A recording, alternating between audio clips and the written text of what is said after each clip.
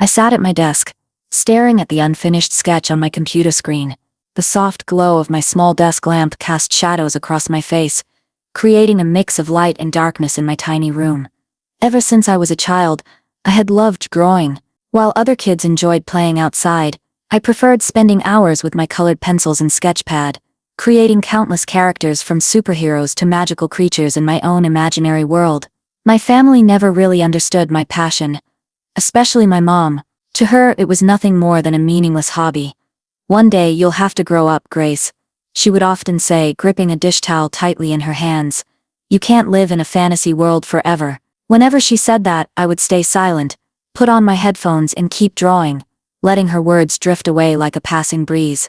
My older sister Emily was the pride of the family. She had always excelled in school, got into a prestigious university, landed a stable office job, and married Ethan, a successful software engineer. In my parents' eyes, Emily was perfect. Our living room wall was covered with her awards, graduation photos, and happy family portraits of her and Ethan. As for me, I had nothing but a small quiet corner where I hung my drawings. After graduating high school, while all my friends were preparing for college, I shocked my family by deciding not to apply anywhere. Instead, I enrolled in an online 3D modeling course. My mom looked at me as if I had just said something unbelievable. "Are you serious, Grace? Everyone in this family goes to college, and you're the only exception," she said, her voice filled with disappointment and frustration. I tried to explain the world of animation on YouTube, how creators could turn their passion into a career. I had followed many successful animation channels, studied how they told stories, built characters, and created engaging short films. But to my family, especially Emily, my words sounded like nothing more than childish dreams. "You think YouTube is a real job?" Emily asked, raising an eyebrow, a mix of surprise and sarcasm in her voice. "We just want what's best for you, Grace. You can't rely on your drawings forever." Ethan, sitting beside her, nodded in agreement. "I have a friend at a media company," he added. "If you want, I can get you an internship. It's better than just sitting at home, drawing random things." I knew they didn't believe in me. Their words felt like tiny needles piercing my self-confidence, but instead of letting them bring me down, I turned their doubt into motivation. I started my own YouTube channel, uploading short animated videos. At first, my content barely got any views, and most of the comments were far from encouraging. Emily and Ethan seemed to enjoy pointing that out at every family dinner. "Oh, have you seen Grace's new video?" Emily would say with a smirk. "Look at the comments. Someone said her characters look like they came from an old video game." Ethan would burst into laughter, while my parents would just sigh in disappointment. But I didn't give up. Instead of letting their words hold me back, I used them as fuel to improve.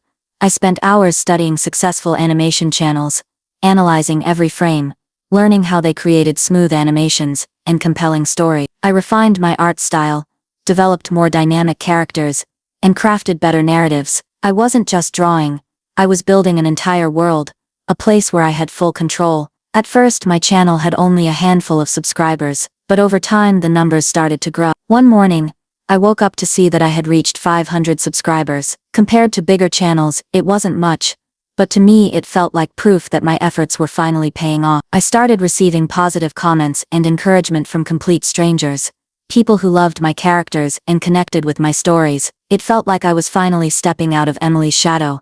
However, not everyone was happy about it. Whenever I achieved a new milestone, Emily always found a way to overshadow it. When I hit 1,000 subscribers, she threw a huge birthday party for Ethan on the same day, drawing all the family's attention. When I landed my first collaboration with a small game developer, she announced that she and Ethan were buying a new house, once again making my news seem insignificant. Despite everything, I kept going. Emily's words no longer affected me as much as before. Every day I dedicated more time to learning, perfecting my skills and creating better content. And soon, 1,000 subscribers turned into 10,000, then 50,000. My channel started gaining attention from small sponsors, and I even began earning a bit of income from ads. I knew the road ahead was still long and full of challenges, but I also knew one thing for sure: as long as I didn't give up, as long as I kept drawing and telling my stories, the day would come when I could finally prove to my family that my passion was never meaningless. I could clearly feel my progress. Not long after reaching 1,000 subscribers, that number grew to 10,000, then 50,000. My channel started catching the attention of small sponsors, and I began earning a steady income from ads. I knew the road ahead was still long and full of challenges, but I also knew that as long as I didn't give up, as long as I kept drawing and telling my stories, the day would come when I could prove to my family that my passion had real value. 3 years passed in the blink of an eye. From those early days of having just a handful of subscribers, my YouTube channel had grown to over 1 million followers. It had been a journey filled with sleepless nights in front of my computer, countless failed attempts, and moments when I felt like giving up but pushed myself to keep going. I had built my own world, where animated characters not only came to life but also told meaningful and heartfelt stories. Income from YouTube was no longer just spare change. Through ad revenue, sponsorships, and even merchandise featuring my characters, I now had a steady and reliable source of income. I still vividly remember the first time I signed a sponsorship deal with a renowned graphics software company. The amount they offered was so surprising that I reread the email 3 times to make sure I wasn't misunderstanding it. My t-shirts, keychains, and animated character toys sold out within hours of launch. That feeling, a mix of pride and disbelief, was like living in a dream I was afraid might disappear if I opened my eyes. Finally, I decided it was time to share my success with my family. We still maintained our tradition of Sunday dinners at my parents' house. This time, I had something special to announce. Mom had cooked my favorite honey-glazed roasted chicken. Dad sat in his corner, reading his newspaper. Emily and Ethan, along with their 2 young children, had arrived early, filling the house with cheerful laughter. Everything felt warm and peaceful. I have some good news to share, I said, setting my fork down and looking around the dining table. All eyes turned toward me. Even Emily paused her conversation with Ethan to listen. I just rented a new apartment downtown, I announced. It's not very big, but it's fully equipped, and I'll be moving out next week. For a moment, the atmosphere froze. Mom dropped her spoon onto her plate with a loud clatter, startling my little niece. Emily blinked rapidly, while Ethan cleared his throat awkwardly. Are you joking, Greg? Dad asked, his voice a mixture of curiosity and a hint of concern. No, Dad, I replied with a smile. I've been saving up from my work on YouTube. I can take care of myself now without needing anyone's support. Joy radiated through my chest as I spoke. Emily let out a small laugh, but her smile lacked any real warmth. I thought you were still just making those little videos. Does YouTube really pay that much? She asked. It's not just YouTube, I replied calmly. I've signed sponsorship deals and earned extra income from selling merchandise. Honestly, if I wanted to, I could even buy a house. But for now, I just want to experience living independently in my new apartment. The entire table fell silent. I couldn't tell if they were surprised by my success, or if their preconceived notions about my chosen path had been completely turned upside down. Since that day, everything started to change. My parents, who had always complained about the electric and water bills, suddenly began to casually mention their financial difficulties. Mom said the refrigerator was old and needed to be replaced. Dad hinted that his car was breaking down more often lately. At first I helped them by covering these expenses. I thought I was showing my love and gratitude to my family. Then there was Emily. She no longer wore her usual fancy clothes, instead opting for more modest outfits, and dark circles began to appear under her eyes from lack of sleep. One time, while we were in the kitchen washing dishes, Emily admitted that Tom had his work hours cut, and the rent and childcare costs were weighing heavily on them. Without hesitation, I set up a monthly transfer to her account, helping her family through the tough times without anyone else knowing. But it seemed that the more I helped, the more I was being taken advantage of. Financial requests from my family kept increasing. Mom started calling me every week, not to ask how I was doing, but to remind me about bills that needed to be paid. Dad no longer hesitated to bring up the costs of home repairs, and Emily didn't think twice before asking me to buy school supplies and new clothes for her kid. Even so, I still felt like I was doing the right thing. I believed that if I had the ability, helping my family was only natural, but I didn't realize that I had become their financial provider, and the warmth of family love had been replaced by the cold numbers on the bill. Eventually, I realized that I needed to do something bigger for myself. I had enough financial stability and skills to take my career to the next level. Instead of just working from home, I decided to rent an office, build a professional animation content production team, and establish my own brand. The new office, with large glass windows and natural light flooding the space, gave me a sense of freedom and creativity. I hired a team of animators, writers, and even a project manager to help me run the company. We started working on bigger projects, not only for YouTube, but also in collaboration with brands and television channels. Every workday brought me closer to my dream. I also bought myself a new car, Not something too extravagant, but enough to make me feel like I had truly entered a new chapter of my life. I continued to help my family, still paying bills and supporting Emily, but deep down, I started to feel like something was off. I couldn't tell where real family love ended and where the exploitation began, but things didn't stop there. The first signs of betrayal had already started to appear, though I hadn't noticed them yet, and when the truth finally revealed itself, it would shatter everything I had believed in. One Sunday morning, Mom called and asked me to help her clean the house. She said the house was a mess after Dad's 60th birthday party and she needed an extra hand. I agreed immediately, thinking this was a chance to spend time with my family and maybe feel a bit more connected to them. When I arrived, the house was unusually quiet. Mom said everyone else had gone out shopping, leaving just her at home. She led me upstairs to the attic, where old boxes and stacks of documents were piled high. I wanted to organize everything, but there's so much I don't even know where to start, she sighed. I rolled up my sleeves and began opening each box, sorting through old documents, photographs, and keepsakes. While cleaning, I came across a pale yellow envelope hidden among the old paper. The envelope was relatively new, not yellowed or creased like the others. I picked it up, and it clearly displayed my parents' names, along with the words last will and testament. My heart began to race, and a bad feeling washed over me. Hesitant, I opened the envelope, and started reading the neatly printed lines on the legal document. Every word felt like a knife twisting in my mind. The will clearly stated that all assets, the house, the car, and my parents' savings, would be entirely transferred to Emily after they passed away. My name was nowhere to be found. I stood frozen in the small attic, the world around me spinning.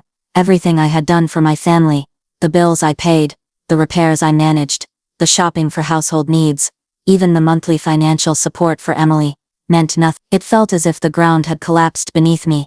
Part of me wanted to believe this was just a misunderstanding, that perhaps there was another will with my name on it, or at least that my parents had a reasonable explanation for this. Hearing footsteps on the stairs, I looked up. Mom was walking in, holding a glass of lemonade. When she saw me with the envelope, her face turned as pale as paper. "Grace, what are you doing?" Her voice trembled. "Mom, what is this?" I asked, my voice so soft it was nearly a whisper. "Why is everything being left to Emily? What about me?" She set the glass on a table, her expression turning colder than I had ever seen. "Emily needs it more than you, Grace," she said. "You have your own career, your own company, a stable income, but Emily, she's raising 2 kids, and Tom just lost his job. Don't you think families should support each other?" "But I've been supporting her," I burst out, unable to hold back the hurt. "I've been paying her rent, buying school supplies for the kids. I've done everything I could. Doesn't any of that mean anything to you?" "We never asked you to do those things," she replied, her tone final, as if ending the conversation. "That was your choice, and now you're selfish enough to demand a share of the inheritance. You've already got more than enough." I couldn't believe what I was hearing. "So this is what you really think of me? That I'm selfish? That I don't deserve anything in this family?" My dad appeared in the doorway, clearly having heard the conversation. "Grace, you're overreacting," he said. "We're family. Emily needs more help than you do. You need to understand." "I understand," I said with a bitter laugh. "I understand that I was never truly part of this family. I was just the one standing behind, paying for everything, receiving nothing but contempt in return."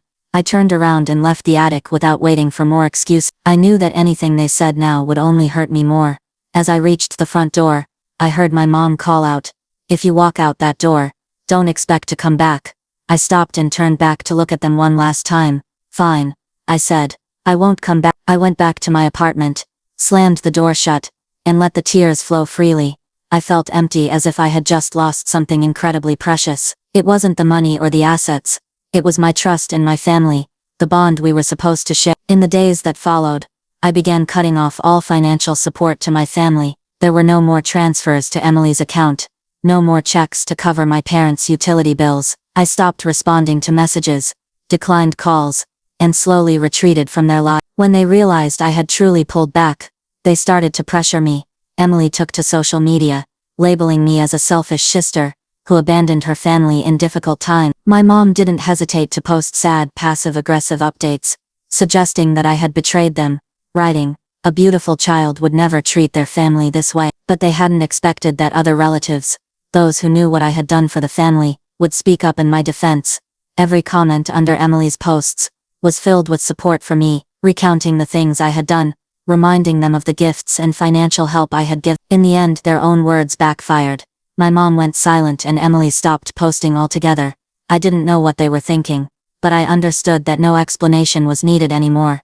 I just wanted peace, to no longer feel exploited, to stop feeling like I had to prove myself to those who never truly valued me. And so, I began to rewrite my own story. No longer a side character in someone else's life, I became the main character in my own journey, to find true happiness. I sat in the armchair by the window, the afternoon sunlight filtering through the thin curtains, casting soft streaks of light across the floor. My phone lay silent on the table, all contact from my family blocked. From the day I walked out of that house, I had decided, I would not let myself get caught in the cycle of manipulation and hurt ever again. The SUV I had gifted my parents for their 35th wedding anniversary was still under my name. All this time I had been the one paying for the insurance and maintenance. I remembered the simple joy I felt when I handed them the keys, how their smiles had made it all worthwhile. But now, all of that had turned into nothing but disappointment. I picked up my phone and called the insurance company. I requested the vehicle to be repossessed. The customer service representative's voice was calm and professional. "We can arrange for a tow truck to retrieve the vehicle within 24 hours. She said. I thanked her, set my phone down, and felt a weight lift off my shoulders. The very next morning, my phone exploded with messages and calls. My mom's first Grace. What's going on? Why was my car taken? You can't do this to your own family. I didn't reply. The messages that followed from Emily and Tom weren't much different. Accusations, guilt trips, blame. They accused me of being selfish, of taking away their livelihood. Silently, I deleted each message, erasing every fragment of betrayal they had left behind. A week later, I made the final decision. I officially cut off all contact with my family. I changed my phone number, removed them from my social media, and blocked every way they could reach me. I knew this decision wasn't easy, but it was necessary for me to find peace. With savings from my business and YouTube, I began searching for my dream home. After months of looking, I found it, a charming little house in the suburbs. The house had a spacious garden, enough room to design my own workspace, and a cozy corner for paint. Owning a place of my own felt truly different. No more scrutinizing looks every time I came home, no more sighs from my mom, or passive-aggressive comments from Emily. Each morning, I woke up to sunlight streaming through the windows, starting my day with a hot cup of coffee, and a true sense of freedom. I focused entirely on my work and YouTube channel. New projects kept rolling in, from short animated videos, to collaborations with major brands. My team expanded too, adding more talented artists and writers to help bring my creative ideas to life. One day, while editing a video, I received an email. "Congratulations on reaching 10 million subscribers." I stared at that number, my heart swelling with happiness. From a girl once mocked for pursuing her passion for animation, I had become an influential content creator, with millions who loved the stories I shared.